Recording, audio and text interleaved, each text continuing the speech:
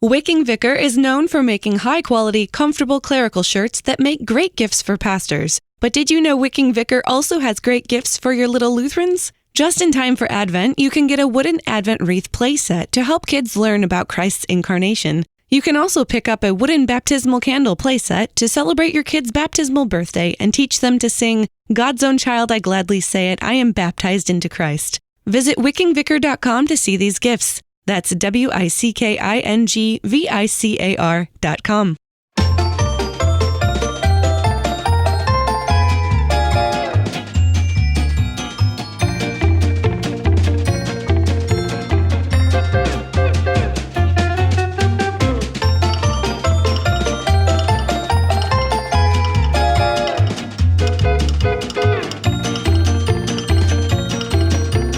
Listening to the Lutheran Ladies Lounge podcast. I'm Sarah. I'm Erin. I'm Bree. And I'm Rachel.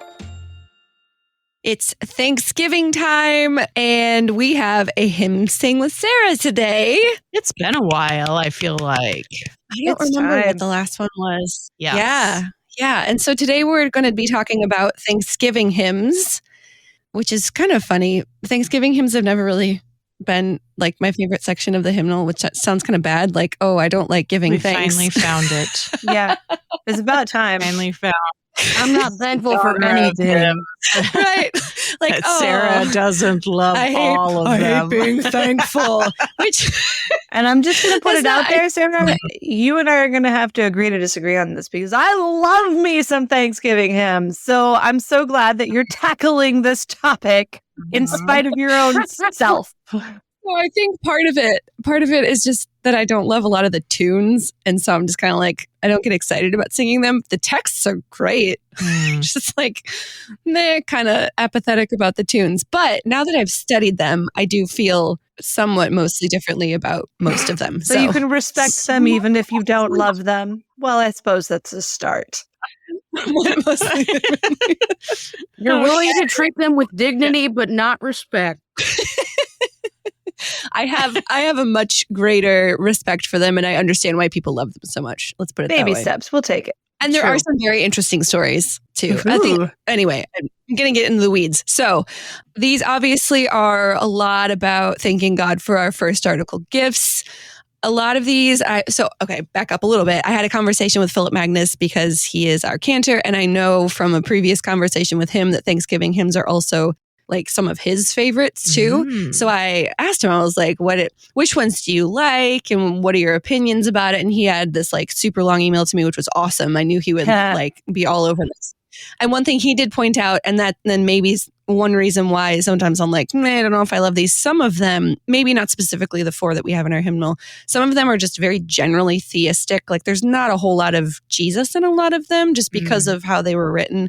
So there's some of that too. The ones we have in our hymnal now are theologically very sound, which is why they're in our hymnal. So that's just a little bit. If you look at Thanksgiving hymns and other hymnals as well, there can be just kind of this generic theology. But we have really good ones. And so there's been a lot of crossover in hymnals between LSB, TLH, the Lutheran hymnal, and Lutheran worship, the Thanksgiving section and the praise and adoration section of the hymnals. A lot of these hymns have kind of morphed in and out of both of those sections over the years. So there's a lot of crossover depending on like if you're specifically talking about harvest hymns in the Thanksgiving section versus general praise and adoration hymns, which are technically due to 2 different sections. But we sing a lot of those praise and adoration hymns on Thanksgiving. And some of the ones that we currently have in our Thanksgiving section used to be in praise and adoration. So at some point, I don't want to talk about a lot of the praise and adoration section hymns today because there's a lot of them. And I want to save that for another podcast because there's some really, really good ones. So today is going to be specifically just about the 4 Thanksgiving hymns that we have in our hymnal. So these Thanksgiving hymns are more geared toward thankful harvest and harvest time, coming from the harvest festival kind of theme that Rachel talked about a lot in our trivia episode. It all kind of stems from that.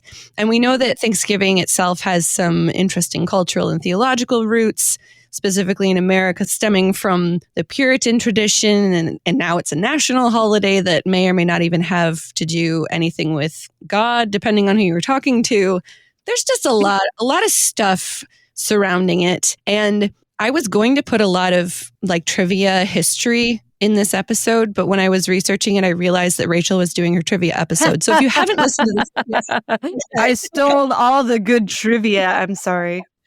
rather than like rehashing everything we just talked about in her episode, go listen to her episode for the background on all things Thanksgiving, and then come back and listen to this one, or just whatever after you're done with this, listen to hers too, because this all kind of goes hand in hand. There is one thing that I wanted to mention that I don't think we got to specifically in the trivia episode, that harvest festivals hundreds of years ago used to be celebrated on August 1st, with farmers making these loaves of bread based on the new crop of wheat and then giving them to their local church, where they were used for communion during the special massive Thanksgiving.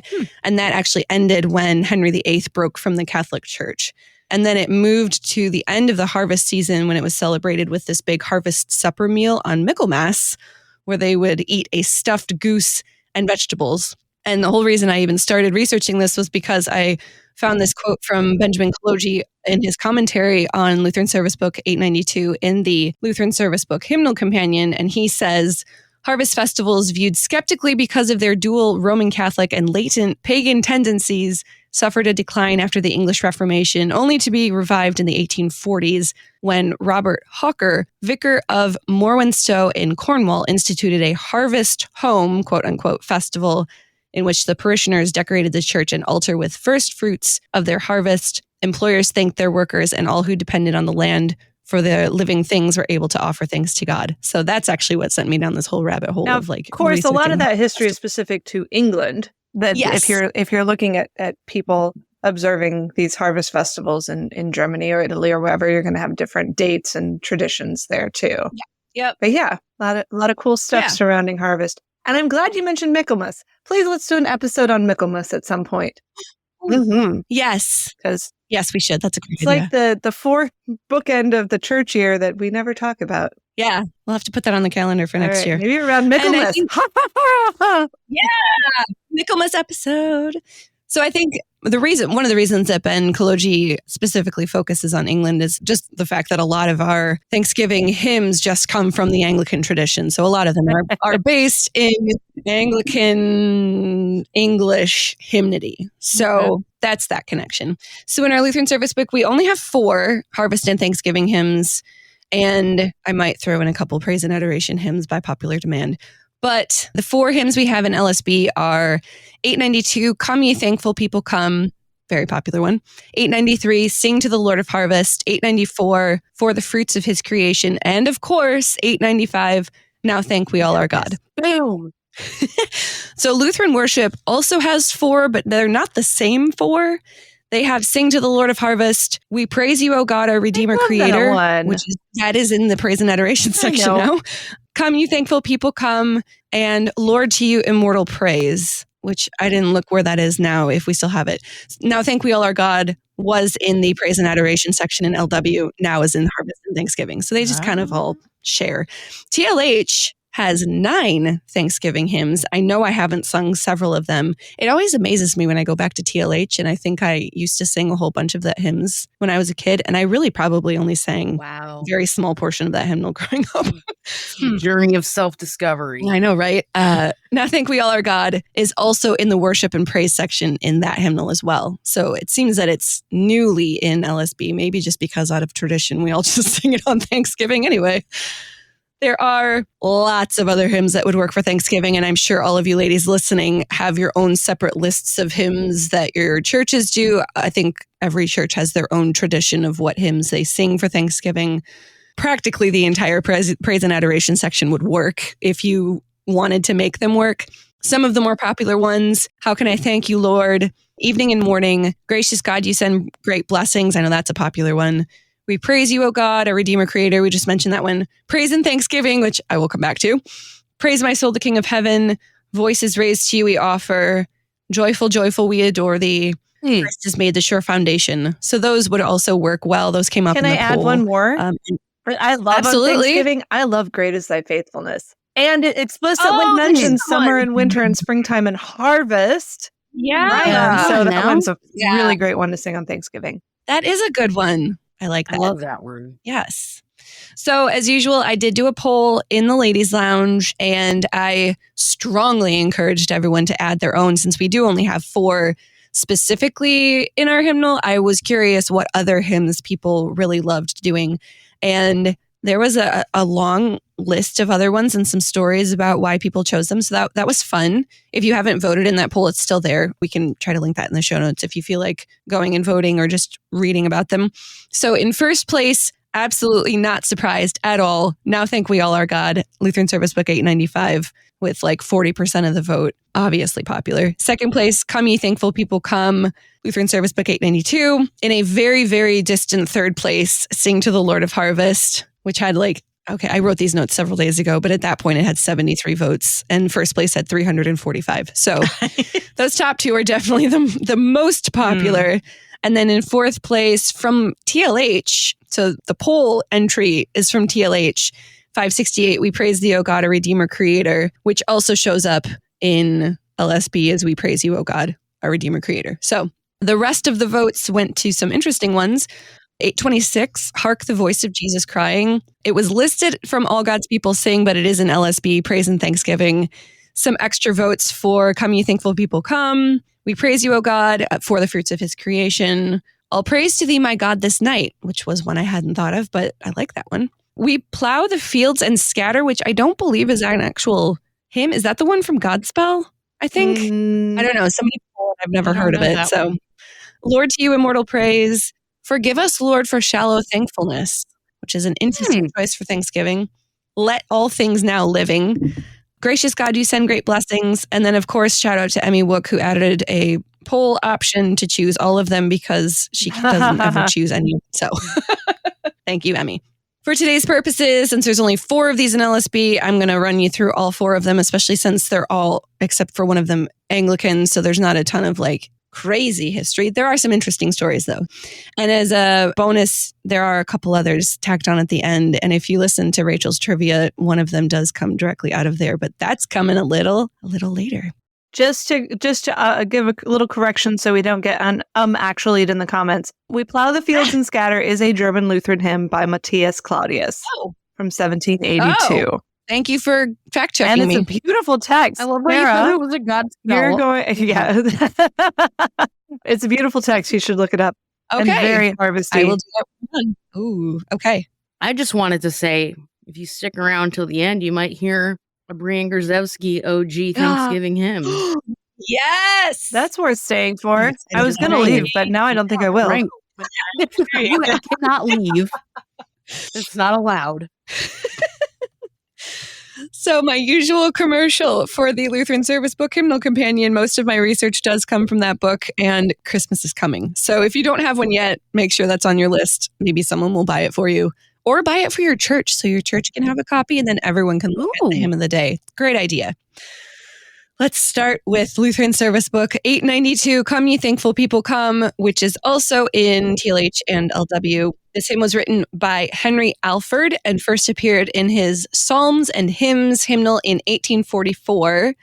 And that was a hymnal that was meant to have hymns for every Sunday of the church year and also other lesser festivals such as After Harvest, which is where this hymn is located. And he modeled the hymnal after John Kebley's The Christian Year, which was published in 1827. But he wanted stronger doctrine in his hymnal than John Kebley. So he wrote for him. He wrote his own. His hymnal, Henry Alford's hymnal, is very Anglican with a quiet confidence and a very straightforward poetry about major doctrines of the church.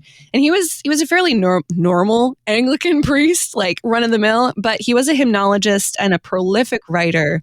His poetry isn't really super well known, though. This hymn was included in Hymns Ancient and Modern, of course. Of course. Everything. It all connects. In the original 1861 edition. But the editors heavily edited it, and he was not happy about that. So he made his own changes, and he published it again in his Poetical Works, published in 1865. Taylor's version. And Year of Praise in 1867. And the text that we have in our Lutheran Service Book is from his hymnal Year of Praise that was published in 1867. So that we don't have his original text. We have one of his edited versions. And the text we have in this hymn is a very rural imagery of farming and harvest, and he attaches all of that to theological meanings. So the first two stanzas connect to the harvest, to our God who always provides for us.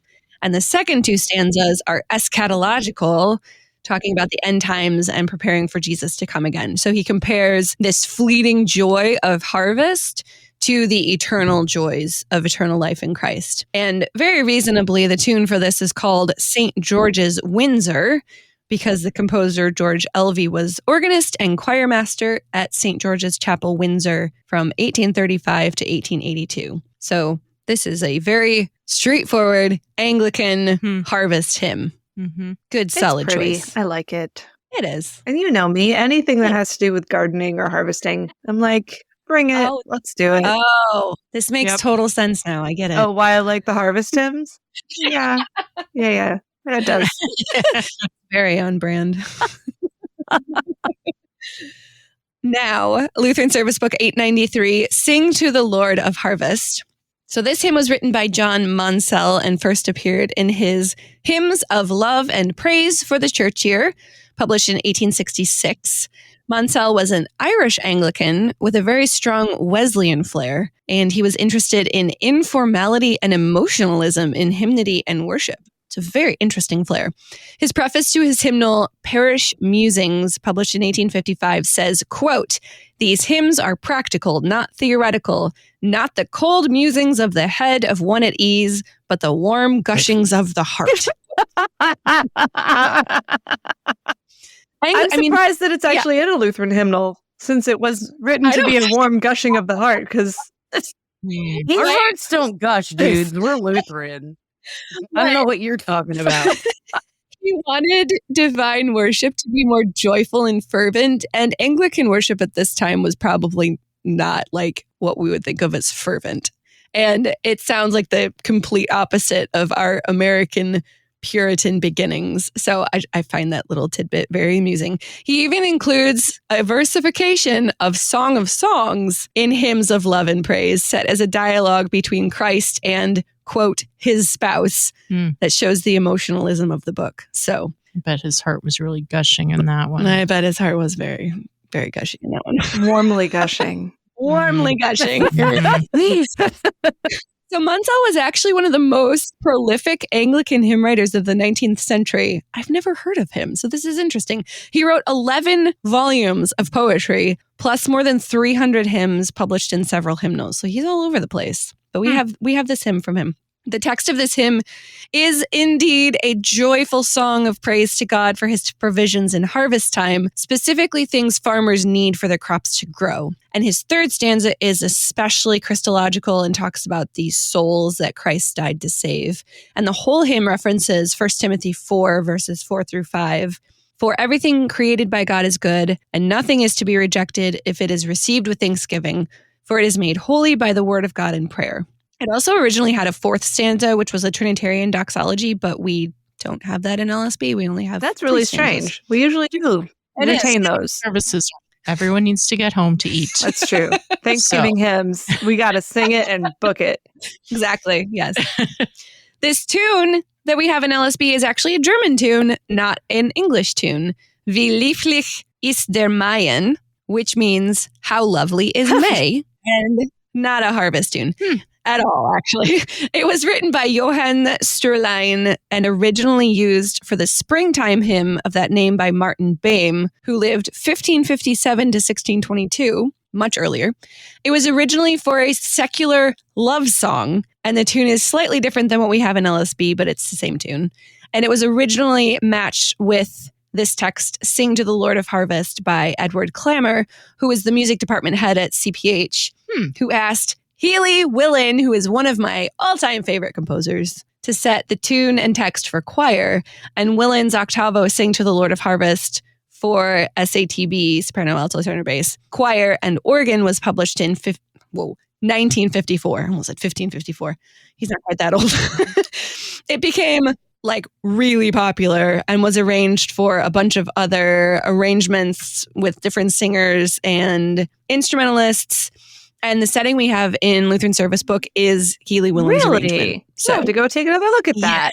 I know. I did not know that before now. So again, another point for liking these hymns even more. Okay. Told you. I had a change of heart. Warm gushings of my heart. Oh, this is a true Christmas carol happening here before us. Keep it up. All right, next one. Lutheran Service Book 894, For the Fruits of His Creation. So this was written by Fred Pratt Green, who lived 1903 to 2000. So this is more of a recent hymn. And he wrote this hymn in 1970. He and his scholar and #hymn nerd friend John Wilson were working on a supplement for the Methodist hymn book, which was published in 1933. And Wilson asked him to write a text for Francis Jackson's 1957 tune, East Acklam. And maybe he should do a harvest theme text since there aren't a lot of them. Now, I listened to East Acklam because I was like, oh, maybe I know this tune. And I don't think I've ever heard that tune ever. So I have nothing interesting to say about it. But if you want to listen to what the original tune was, you can Google it. It's there. It's not in any of our Lutheran hymnals that I could find. And so the first text appeared in August 1970 in the Methodist Recorder, which I believe was some sort of periodical, titled Harvest Hymn. And it said it could also be sung to the tune Ard Hid Inos, which is what we sing it to, which is a Swedish, Norwegian, Scandinavian. Welsh. Man, I was way off. And I think that's why this hymn is so, has gained some following, because there are very few songs that we can sing that to. And of course, it's the same tune from the lullaby All Through the Night that is very familiar. Oh, if I would have... my children with my blessing. Yeah. Another one that uses the same tune. I actually say it's a Welsh folk song in the next sentence in my notes. So if I would have kept going, it would have been fine. But yes, that's a Welsh folk song if you can't tell by the name. Actually, you can't. It's really hard to tell. No, you can't. Apparently, I can't either. So there you go.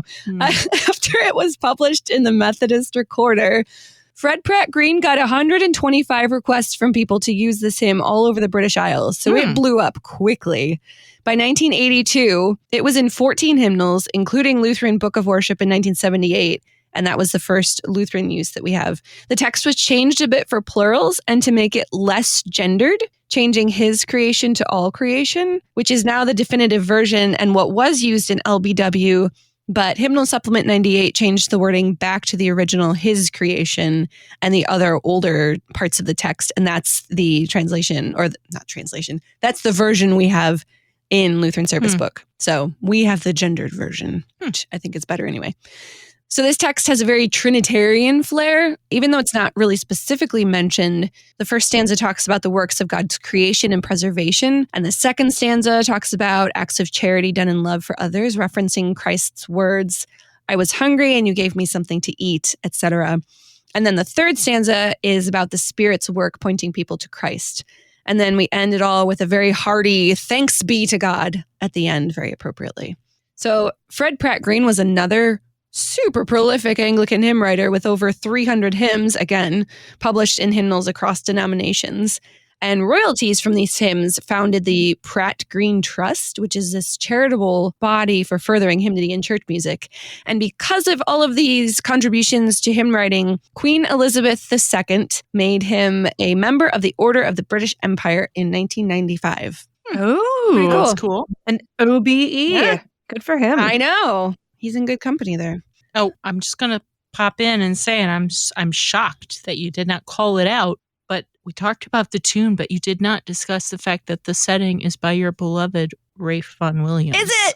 Yeah. I didn't even look at my hymnal. Yeah. It's Rafe Vaughan Williams. Yeah. I love Rafe Vaughan Williams. He's your favorite. He is my favorite. He is. It's true. Thank you for pointing that out. Okay. Rightly so. Carry on. Lacking of notes. All right, now we have the favorite Thanksgiving Day hymn, Yes. Lutheran Service Book 895. Now Thank We All Our God. This one, not Anglican, not originally written in English, and not written at a time of plenty or good things. So this one's got an interesting story. Martin Rinkart wrote this text in the middle of the 30 Years' War, and it has quite the historical background. Martin Rinkart was born on April 24th, 1586 in Eilenburg, which is near Leipzig, to a poor coppersmith and his wife. He studied at the local Latin school, and then he got a scholarship to St. Thomas School in Leipzig, where he was a student and chorister in 1601. And the next year, 1602, he entered the University of Leipzig as a theology student, graduating with a BA in 1609 and an MA in 1616. So he flew through school. In 1610, he became a cantor of St. Nicholas Church in Eisleben and teacher of Latin and music. And in 1611, he became deacon at St. Anne's Church in the Neustadt, New City of Eisleben. And in 1612, he married his girl, Christine Morgenstern. So he had a busy period of his life right there. He began writing poetry pretty early in life and was crowned a poet laureate in 1615. Sarah, before you go any further, in case you want, I don't think it's Eisleben, I think it's Eisleben. You are right. It's Eisleben. Yeah. Thank you. It's okay. You don't have to fix it if you don't want to. But if you want to, I wanted to stop you before you get too far ahead. Thanks. Eisleben. You're right. Everyone can call out my terrible German pronunciation today. It's cool. In my heart is Eisleben. After a couple other pastoral positions, he went to his hometown of Eilenburg. Is that one? Eilenburg? Because now I'm going to say. Sarah, your German is really good. It really is. Which is why I was like, you'll want to be, Eilenburg. Yeah, you're right. Eilenburg in 1617 as archdeacon. And he served there all the way until his death in 1649. So that's a long post. This also means that he served there for the entirety of the 30 Years' War, which was 1618 to 1648. So church workers, can you imagine your entire call being during this absolutely horrendous and devastating war? It's just ridiculous. So after 1630, his walled city, so Eilenburg was a walled city, became a major place of refuge for all the people fleeing the horrors of the war. And then, if that wasn't enough, the plague arrived in 1637 because everyone was packed into this walled city. Over 8,000 people died, including most of the city council, except for 3 people, many children, most of the pastors, and Rinkart's own wife, Christine. Super sad. In 1 year, in 1637, Rinkart did over 4,000 funerals, which I can't even compute that in my head, what that would have been like. Some days he had mass funerals of 50 people at a time. So was he living at the same time as Philip Nicolai? Paul Gerhardt for sure. Is Nicolai during 30 Years' War too? There are a lot of people I feel like that somebody else did a similar thing where they had an astonishing number of funerals that they had to do within one. Nicolai was earlier. Okay. C.F.W. Walther did the same thing in St. Louis with the cholera outbreak. I remember that, but that's a different time and place. Those are hard times for a pastor. Yeah. And so he wrote this hymn, though. Yes, he did. Yeah. Okay. Carry on. So he also, during this time, had to take on the pastoral duties for the 2 other parishes in Eilenburg, since those 2 pastors had died and the superintendent had left. So he was in charge of those things, and he was providing counsel to the remaining temporal council leaders that were in charge of stuff, because life was pretty rough at this point. And even the plague wasn't enough. After that ended, there was an extreme famine where people would literally be fighting in the streets over a dead cat or crow because they had no food. And that put into perspective our supply chain. We were just joking about there being a lack of organic candy corn, but nothing compared to this ridiculous amount of famine that people were going through after a plague, after a war. It's so much. Rinkart himself organized emergency assistance, and he bought grain for people out of his own money and provided for these people literally out of his own house. He was often surrounded by all of these hungry people that he was helping. He gave away as much as he could, except for what his own family needed. And God certainly provided for him because he was able to keep doing this for people. This story, this was giving me chills while I was reading it. And then after that was going on, in 1639, Swedish soldiers came and threatened the city of Eilenburg and demanded $30,000, which a thaler, I don't even know if I'm saying that right, is a large silver coin that was minted in the states and territories of the Holy Roman Empire during this time in order to keep the city safe. So they were basically like blackmailing, bribing, not good stuff. Rinkert went to them and he was like, guys, these people literally have nothing. Like they can't pay this fee, but these Swedish soldiers wouldn't listen. So what else could they do? But he led them in prayer and singing in front of these soldiers. And supposedly the hymn they sang was When in the Hour of Deepest Need, which we have in Lutheran Service Book 615. Totally checks out. And I will never sing that hymn again without thinking of this story and those people. Incredibly, the commander was touched by this devotion of the people and reduced the amount to $2,000. And Rinkert apparently contributed to that fee heavily on his own. So he like single-handedly was doing all this for these people. Despite all of this, he and his ministry were supposedly still harassed by the town authorities. So that's great. But he just kept going, trusting in Christ's provisions, which is really an amazing story. And through all of this horribleness, Rickard found his joy in Christ. He was not crushed, although you could easily understand if he was. Crushed. He would. Like 10 times over. Right? I know. I don't think I could have done all of that. He had a signet ring with MVSICA inscribed on it, which looks like musica with like in old-timey letters. The U looks like a V or whatever. Since he was a musician and a former cantor, that word wouldn't have been surprising on his ring, but it was also an acronym for Mein Vertrauen steht in Christo allein, which means my trust is in Christ alone, which is just so cool. I now want a ring that looks just like that. I know. I want one too. So he would go on to write about 66 hymns published in 4 books between 1630 and 1645. And this is where we come to his hymn/poem, Nun danket alle Gott. So some people originally thought it was written to celebrate the end of the 30 Years' War in 1648, but it was first published in 1636 in Rinkert's Jesu Herzbuchlein. So it obviously was written before the end of the 30 Years' War. And as we learned in the trivia episode last week, it was originally written as a mealtime prayer. It was in a manuscript dated June 24th, 1630, given to his children Samuel, Salome, and Anna Sophia. I love that name. And it was used by his family all the way through the 19th century, but it has been since lost to history, sadly. The hymn was really not known very well until Johann Krüger put it in his hymnal Praxis Pietatis Melica in 1647.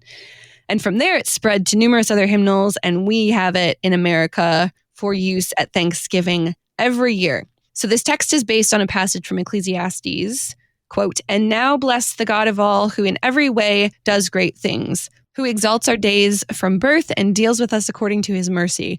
May he give us gladness of heart and grant that peace may be in our days in Israel as in the days of old. May he entrust us to his mercy and let him deliver us in our days." Luther's translation of this verse is nearly word for word identical to the first stanza of Rinkert's hymn/prayer.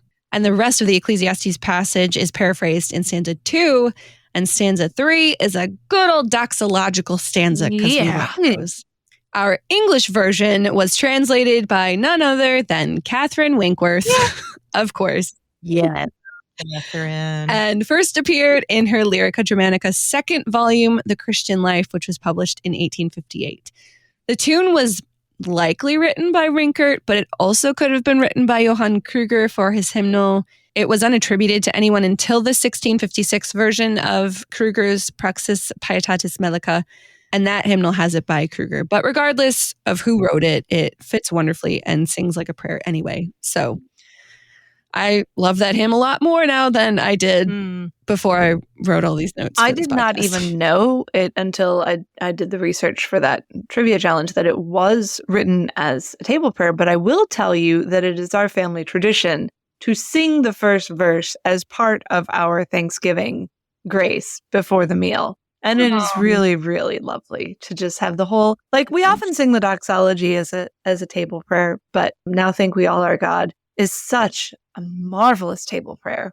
Worth doing. Yeah. If you're looking for a new tradition, I will gladly share mine with you.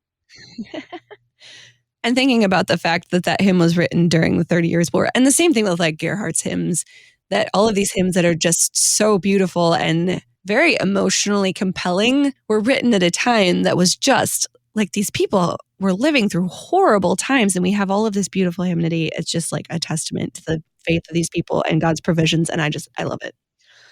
Those are the 4 hymns we have in LSB, but I have 2 more for you. One that's serious and one is just for kicks by popular demand. So Lutheran Service Book 758, we praise you, O God, our Redeemer, Creator. Also TLH 568, we praise thee, O God, our Redeemer, Creator.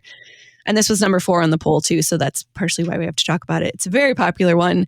It is actually the hymn of the day for a day of Thanksgiving, but it's in the praise and adoration section of LSB. So this hymn came about because the organist of the Brick Presbyterian Church of New York City in the late 1800s-ish came to Julia B. Corey, who wrote the hymn, and told her that he has a very fine Netherlands melody called Kremser, but the text was a militaristic one celebrating the Dutch victory over the Spanish in the Battle of Turnhout in 1597. So it needed to be rewritten for a more appropriate hymn for Thanksgiving. The original text, as translated by Theodore Baker, beginning, "We gather together to ask the Lord's blessing," that might sound familiar, is very commonly sung everywhere in America at Thanksgiving. So we do actually still have the original text floating around America and probably American Christianity. But Julia wrote a new hymn for Thanksgiving, and it was first sung at the Brick Church and the Church of the Covenant in New York on Thanksgiving in 1902. 1 month later, she added a Christmas stanza because her father asked her to. So there's a Christmas flair to this if you look for it. The text has been slightly altered from her original for insertion in Lutheran Book of Worship, leading to Lutheran Service Book, but nothing major. And it's obviously very popular for Thanksgiving and even the appointed hymn. So you probably will sing this one for Thanksgiving. And that's all I have. Very short story for that one. And now, finally, by popular demand, it was also number 6 on the poll. Lutheran Service Book 789, Praise and Thanksgiving. Yes. Rachel brought this up in trivia. So here you go. You wanted to know more. This hymn was written in June 1961 by Albert F. Bailey, who lived 1901 to 1984. And he was an English congregational minister. It was first published in the Rodborough Hymnal in the Harvest Time section, appropriately. And that was published by the Rodborough Tabernacle Congregational Church in 1964, commemorating the 225th anniversary of the founding of the church by Methodist leader George Whitefield. That is an old church. Later, it was printed in Bailey's hymn collection, Again I Say Rejoice, in 1967. The text has been slightly altered for modern English usage, but that's about it.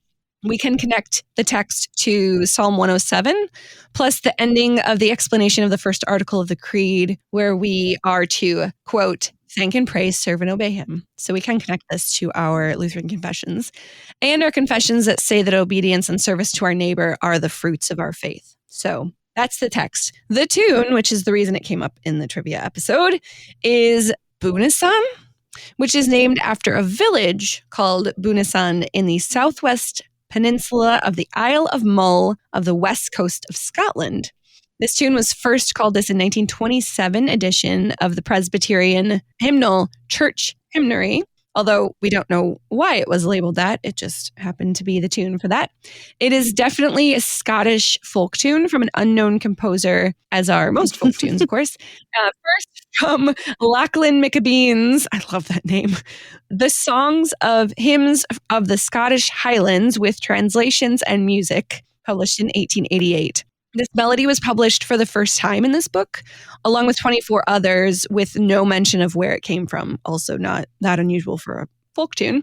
It's very likely that the tune was first transcribed by Alexander Fraser from the singing of a Scottish Highlander, but that's not a totally confirmed historical fact. There is one source in the 1903 Transactions of the Royal Society of Canada, an article called The Gaelic Folk Songs of Canada by Alex Fraser, who was a Canadian historian and archivist, but that was published after Lachlan McAbean's book. So there's that. And there's huge Gaelic Scottish tradition in Canada, so not surprising. Now, this tune is familiar to some of you, and I also asked my husband about this because he is also of the generation that would know. The popular folk song "Morning Has Broken" by Cat. He's not that old, Sarah. No, but he's older than me enough to know it, and I don't. It was like if you...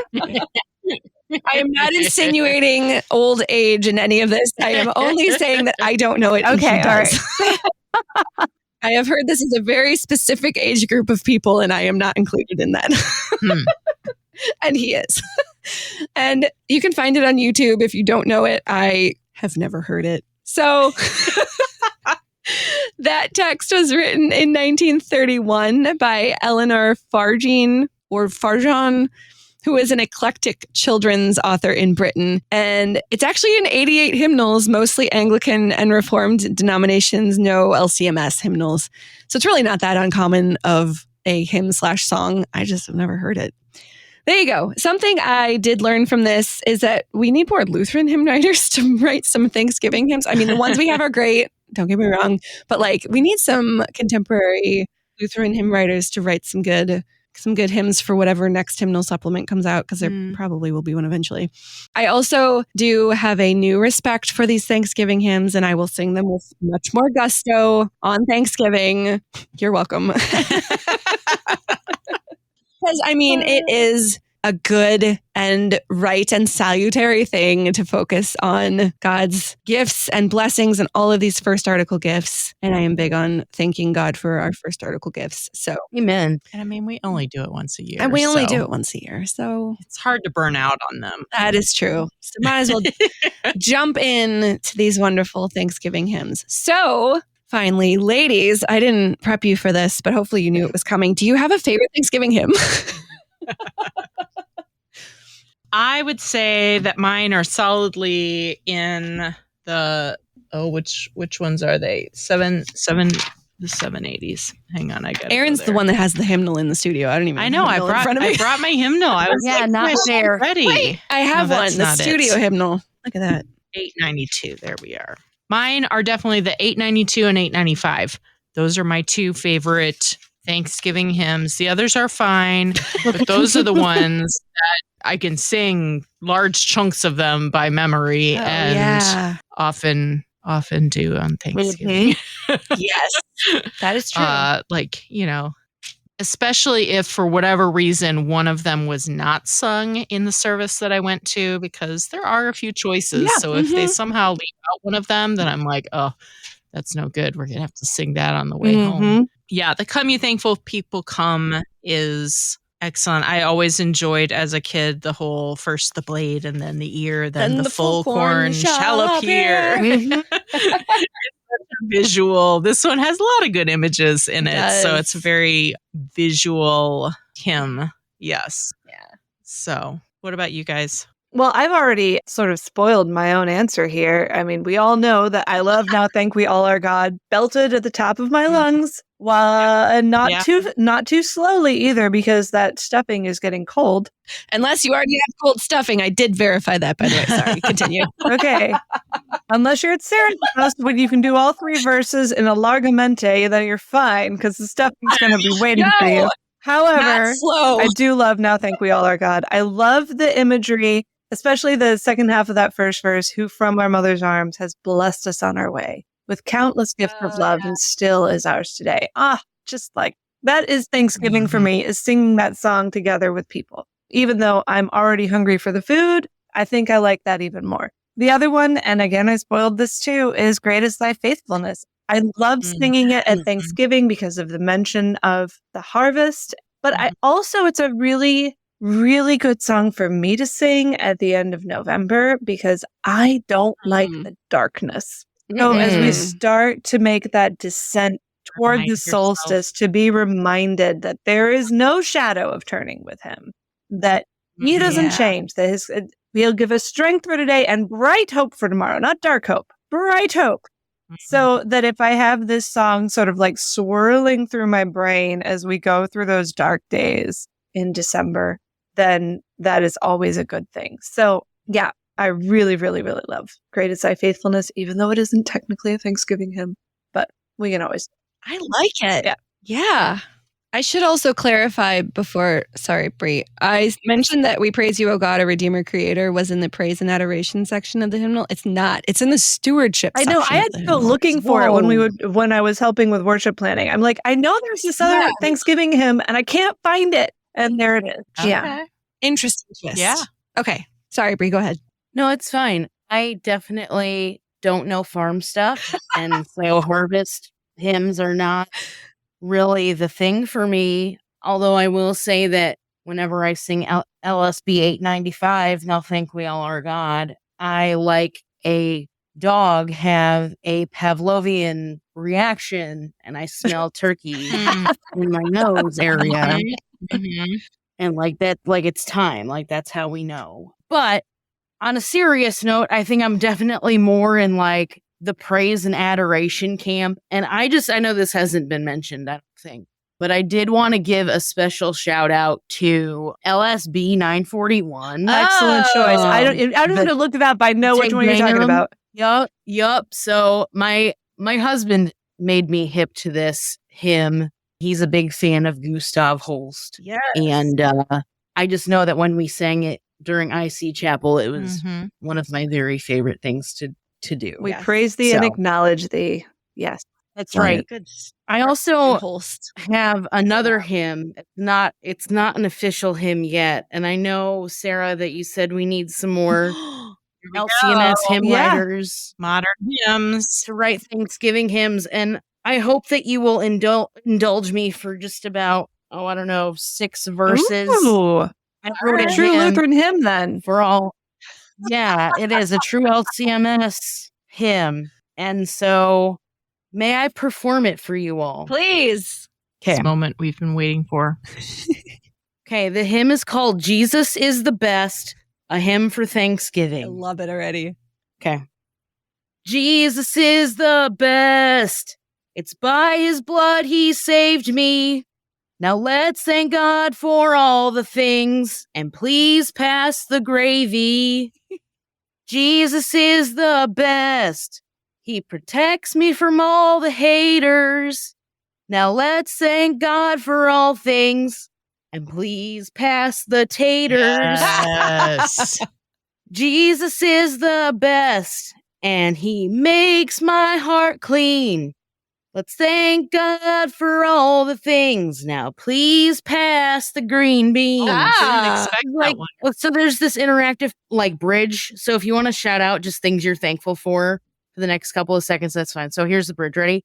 Dogs, friends, cats, memes, Cheetos, food, Sunday school, dad jokes, bikes, fine art, Target, and more. All right, let's bring it home.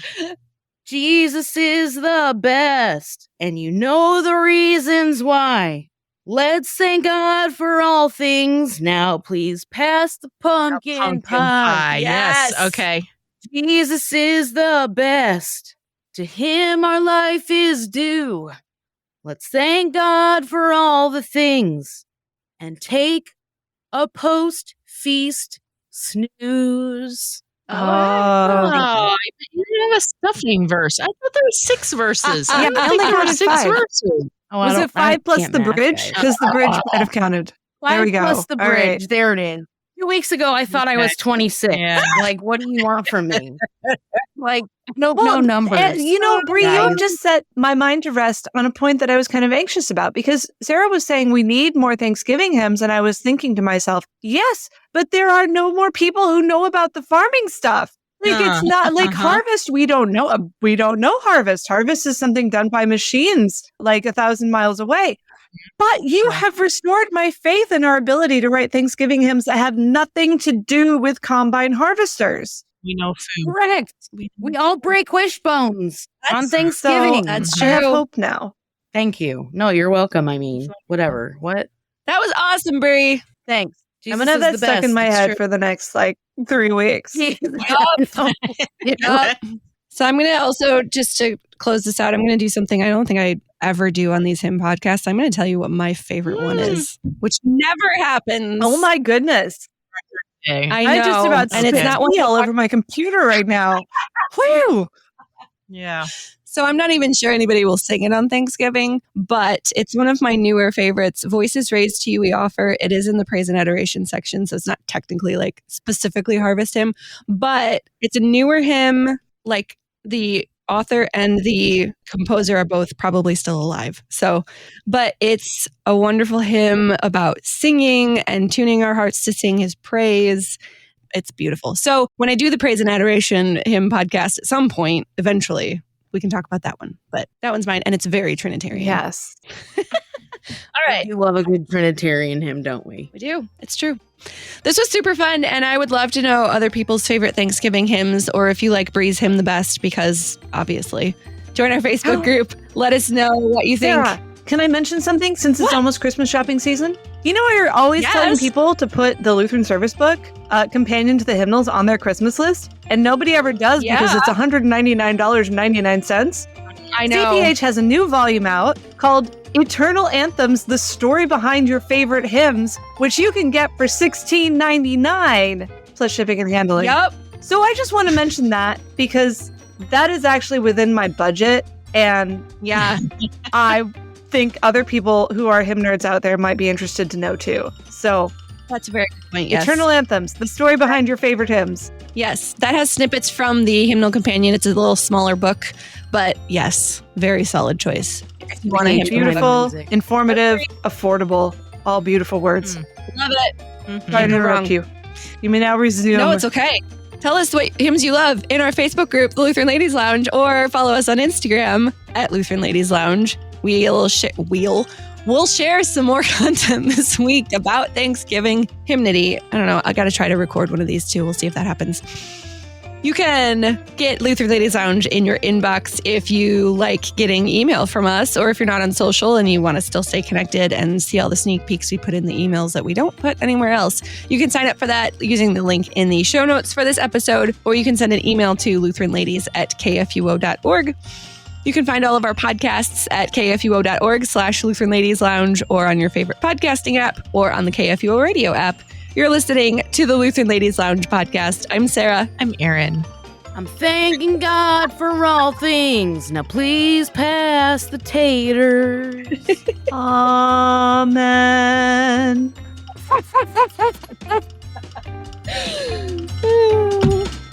I love it. I'm in love with it.